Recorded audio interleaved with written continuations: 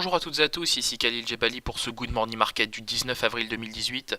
Nous commençons tout de suite avec le rappel légal habituel. XTB France informe les participants que la présentation à venir et les informations qui vont être dispensées ne constituent pas en aucune manière une sollicitation ou incitation à acheter ou vendre des produits financiers. Voilà, nous commençons tout de suite avec le calendrier économique de ce jeudi 19 avril. Alors, calendrier économique un peu moins chargé qu'hier, donc on prendra toutefois connaissance des ventes au détail du mois de mars au Royaume-Uni.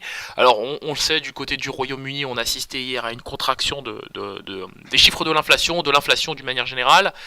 Bon, alors ça a pénalisé la livre sterling. À court terme, on voit que la livre sterling se stabilise, donc attention, les chiffres des ventes au détail pourraient de nouveau soutenir la livre sterling si on a des chiffres conformes aux attentes du consensus ou même supérieurs aux attentes du consensus.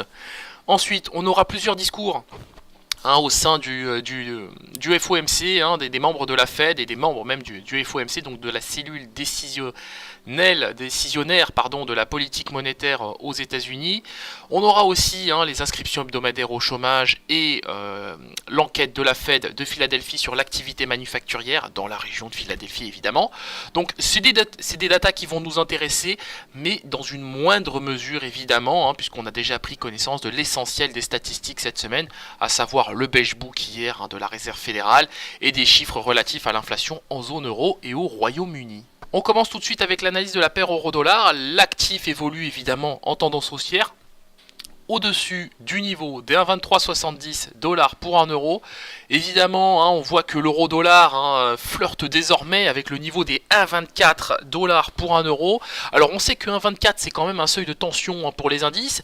Ça fait d'ailleurs partie des différents signaux d'alerte dont nous parlions hier au cours du live trading. Je le rappelle rapidement. On a un euro-dollar qui progresse de manière significative depuis ces dernières semaines.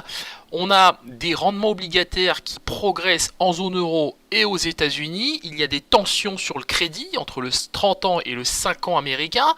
Bon, le VIX, lui, a perdu un peu de terrain, mais il reste toujours sur des niveaux assez significatifs.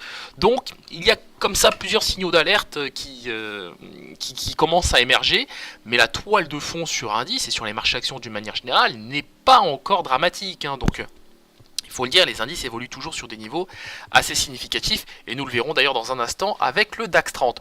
En tout cas, pour ce qui est de la paire euro-dollar, nous avons un biais acheteur sur cet actif, et nous pensons évidemment que la paire retrouvera le niveau des 1,24 à même 1,2413 $ pour 1 euro à court terme. Voilà, on se quitte sur cette note. On se retrouve bien évidemment à 15h15 pour un décryptage complet de la situation.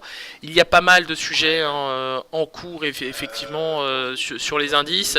On assiste à un petit ralentissement ce matin, notamment à Wall Street. Alors rien de bien significatif, comme je le disais, il y a déjà plusieurs petits signaux d'alerte qui pourraient effectivement, s'ils se matérialisent, s'ils continuent, pénaliser la performance des indices.